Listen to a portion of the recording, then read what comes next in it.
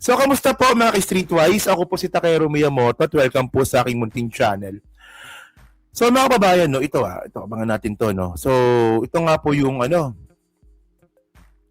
So, may usap-usapan po kasi mga ka-Streetwise, no, na si Sara Duterte daw po magre-resign. No, ewan ko, ako naririnig ko na itong posibleng strategy nga po ni Sara, na ang strategy nga po ni Sara, pipilitin nila na wag umakyat sa Senado yung impeachment complaint.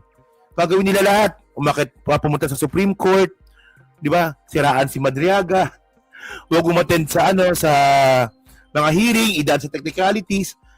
Lahat po gagawin nila para hindi po umakyat sa Supreme Court yung kaso nilang impeachment. So pag umakyat na po daw sa Senate, doon na raw po magre-resign si Sara. Kasi mukhang sa Senate po kasi, well, maraming mga DDS doon, pero pag nilatag po yung ebidensya, baka makakuha po ng 16 votes. Posible yun. Posible yun, mga kababayan. Posible yun. Oo. 16 votes, mukhang kaya. Mukhang kaya. Especially po ngayon na kung pwede ko lang ikwento, Diyos ko. Oo, especially po ngayon kasi ito na lang yung clue. Kasi ayokong baka pagalitan po tayo. Ang clue, mga kababayan, iba na po yung impeachment last year sa impeachment ngayon. No, ganon, diba? Iba yung dati, iba yung last year, iba yung pagtanggap ng Senado last year.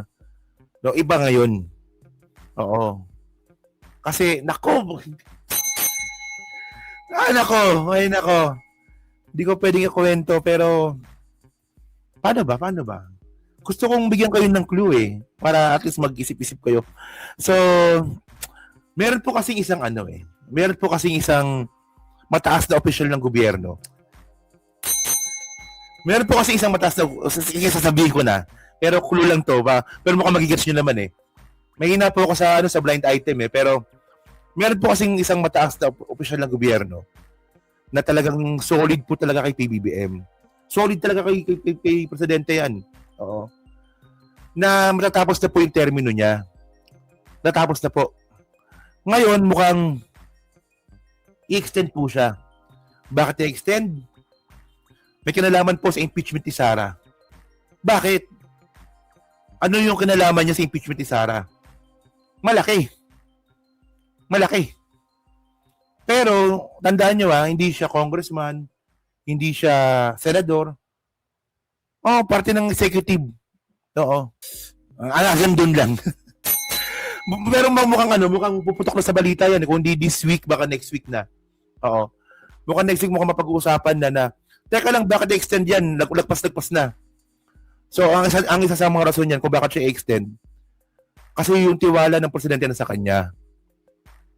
Na kung sakali man na makagulo sa impeachment nga ni Sara, andyan pa rin po siya. Hindi si Claire. Mababa si Claire. Nakita ko na. May nag-comment na. May nag-comment na. May nag-comment na. Matagal na siya, di ba? Patapos na siya Patapos na yung termino niya. Pero mukhang extend po siya. Oo. May nag-comment na. Nakita ko rin comment. Oo. Yan ang yan ang... Okay, next. Ito, i-search ninyo. Kung kailan matatapos yung term. I think ilang linggo na lang ata tatapos yung term niya. So, yun. Okay. Sana, okay. Next nga tayo. So, sabi dito niya ni Joel Chua. Okay. Meanwhile, the Senate leadership has a forthright attitude when it comes subjecting. No? So, sabi ko nga mga kababayan, iba yung pagtrato ng impeachment dati. Iba yung pagtrato ng impeachment ngayon. Yan ang sinasabi natin. So, sabi dito, meanwhile, the Senate leadership has a may nag-research na, madaya to. May nag-research na, Diyan lang yan.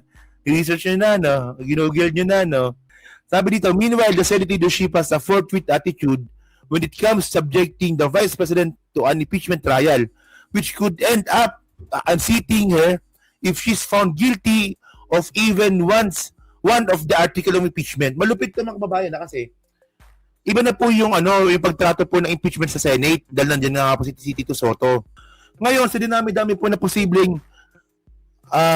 iba to kay Sara sa impeachment court, madami yan eh. Unang-una yung COA. Pangalawa yung SALN. Di ba? Pangatlo yung bank accounts. Pang-apat yung ito yung kay yung grave threat. Isa lang po diyan mga babae mag-guilty si Sara. Impeach po siya. Isa lang. Ganyan po kahirap ang magiging senador na kayo po'y parte ng impeachment court. Kasi tingnan nyo kunwari DDS kayo. Nationwide, makikita yung hearing nationwide. Makikita yung hearing nationwide. Tapos kayo pipilit ninyo na talagang walang kasalanan si Sara pero ang ebidensya nasa harapan na. Talagang sirang-sira kayo dito. May hirapan kayo niyan. Inhibit si Marcoleta, dapat nga, Kasi, ng mga nagulo yung mga yan eh. Ito pong kaso pong yan, hindi lamang po sa usaping criminal aspect, dahil yung sa Office of the Ombudsman, meron din po itong kaakibat na administratibo, at doon sa administratibo, pwede rin pong maglabas ng perpetual disqualification ni Pointed. At talaga? Boying Rimulya, ha? Sabi nito ni George Chua na pwede ka rin palang magbigay ng perpetual disqualification kapag nag-guilty si Sara. Mukha nga, Pwede nga ganun. Pero just the same, ang impeachment po kasi, ang penalty po niyan ay dalawa. Removal at perpetual disqualification. Wala pong kulong yan. Yung impeachment para po sa paglilinaw ng ating kababayan, sabi nga ni Chua. Okay. So tama yung impeachment po, walang kulong yan. So sabi dito, yun na nga, sabi nga, kaya po kami, sa party po namin, ako po ay naniniwala, kahit po siya ay mag-resign, dapat po yung issue o yung usapin po ng perpetual disqualification ay dapat din po niyang sagutin o desisyonan. So kasi mga babae, ito yan eh. Kapag si Sara po nag-resign sa kalagitnaan po ng impeachment, ngayon na po mangyayari yan. Ngayon na po mangyayari. Kasi yung kay yung Sandigan Bayan dati nung panahon ni Pinoy, Merceditas Gutierrez, Nung pina-impeach nga po yan si Merceditas Gutierrez, magsisimula pa lang nag-resign na. So wala nangyari, di ba? Magre-resign pa lang eh. Ay magsisimula pa lang, nag-resign na. So ba't pa kayo mag-hearing? Pero dito po kasi kay Sara, umakit na po sa court, umakit na po sa tawag nito? Sa Committee on Justice. Nagka-hearing na po. Di ba? So ganun. So magkaiba ito. So syempre, ang tanong dito, bakit magre-resign si Sara?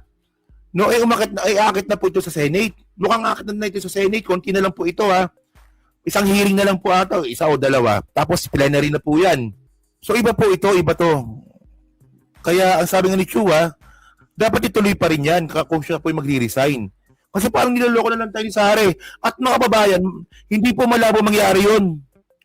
Sa sobrang tuso po ng mga abogado ni Sara, hindi po malabo mangyari na magbibigay sila ng kanilang suggestion na mag-resign na lang po si Sara.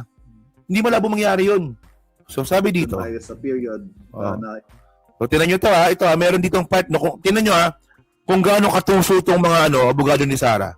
Example si Michael Powa. Na impeachable officer si VP Sara. At ito yung mga period na hindi siya nagdeklara ng cash in bank. From 2019, although 2022 na tayo, but still covered pa rin to. Paano ipapaliwanag ng we'd like to defense clarify that, Kasi, again, accurate naman yung sinabi. Kasi usapin dito mga kababayan, sa salin nga po ni Sara, wala siya nilagay sa bank accounts niya. Wala daw. Na walang line item na cash in bank. So wala tayong sinasabi na parang doon, na may sinabing kasinungalingan or sa proceedings. Dahil accurate naman, talagang walang cash in bank. But upon consultation with our client, the Vice President, ang nangyari kasi doon is it was lumped doon sa others. Yung sa salin kasi meron yan, real properties, personal properties. Pagdating sa personal properties, nakalump na lang yung amount, under the heading others. Yun yung line item. Kita niyo, kabastos talaga ng mga to, Ganyan po katuso yung mga abogado ni Sara. Ipipilit nila talaga yan. So sabi ni Michael Powa, kaya daw hindi daw po nakapag-declare ng cash si Sara Duterte sa bangko, nilagay daw po sa others. Puta, categorized na nga yan eh. Yung salin, categorized na po yan. Ba't maglalagay ka sa others? Oh, anong klaseng? Para naman tayo niloloko naman nito eh. Di ba? Niloloko na tayo nito eh. Nasala yung mga kababayan na nakalagay doon. No, dapat i-declare mo kung magkano yung pera mo sa bangko. Pero ang ginawa daw po ni Sara, nilagay daw sa others. Categorize na nga yun eh. Cash. Ilalagay mo sa others. Anong klaseng kagaguhan yun? O pero nakakatawa dito, tinan nyo to ha. Yung palusot ni Michael Powa. Item. Yung line item is others Yes. at doon yung amount. And pati yung cash in bank and maybe jewelry or something was all lumped. So we'd like to clarify na hindi dineklara na yung sinasabing hindi dineklara yung cash or sinasabing ang pagkadeklara ay walang cash. Meron actually. It's just that it was lumped lang po. So, Nakalagay sa others. Yun ang problema, nakalagay sa others. Oh.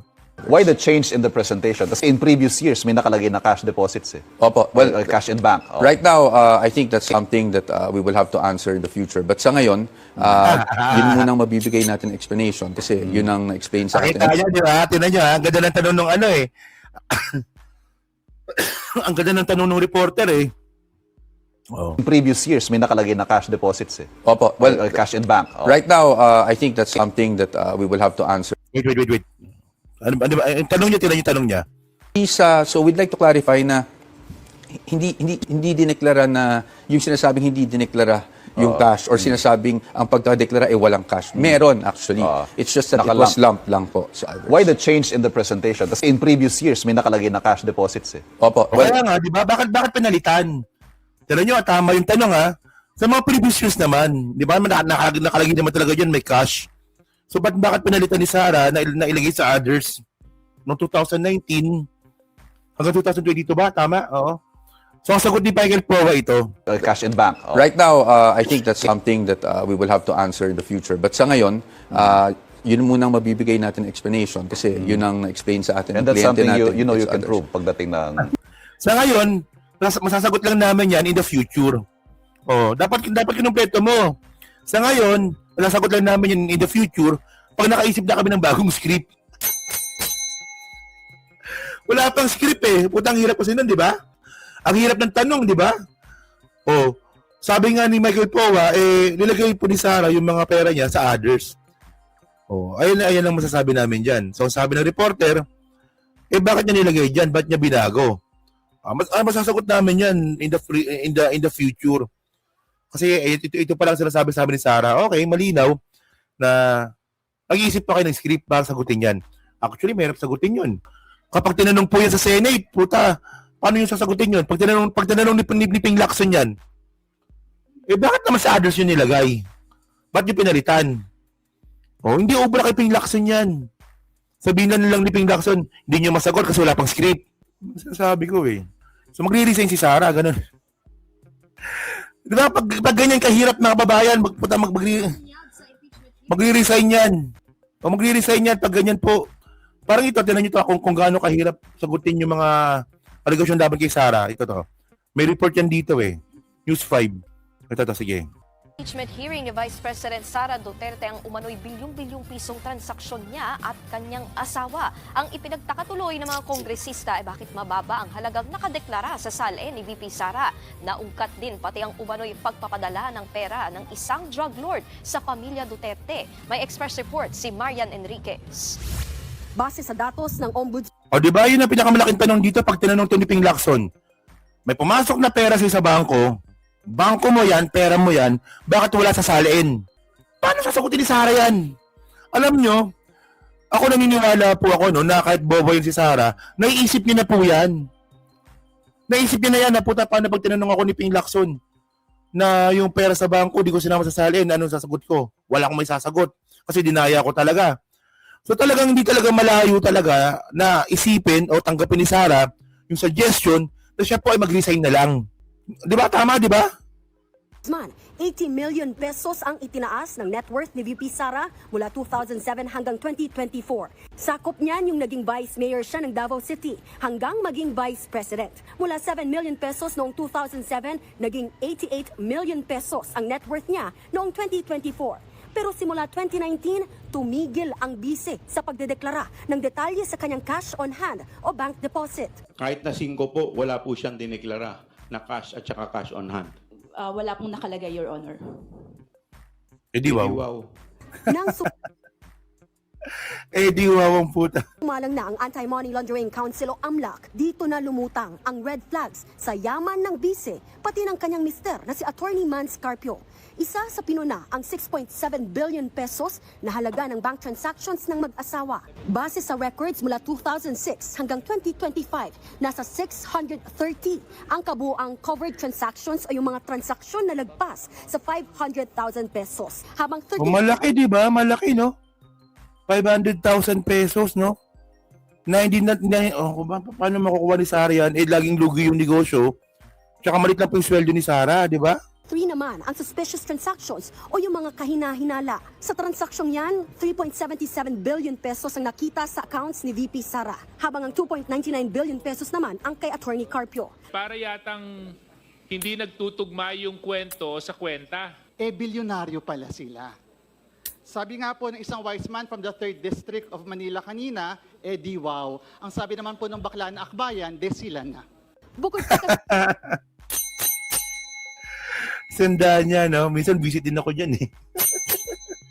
kasi sa mga suspicious transactions, ayon pa sa AMLAC, may 44 na confidential reports silang natanggap mula sa mga bangko mula 2017 hanggang 2026 kaugnay sa mga transaksyong may kaugnayan umano sa drug trafficking, graft at corrupt practices at malversation of public funds. Isa pang lumutang sa pagdinig ang isiniwalat ni dating Senator Sonny Trillanes, ang pagpasok umano ng pera sa pamilya Duterte galing umano sa mga drug lord.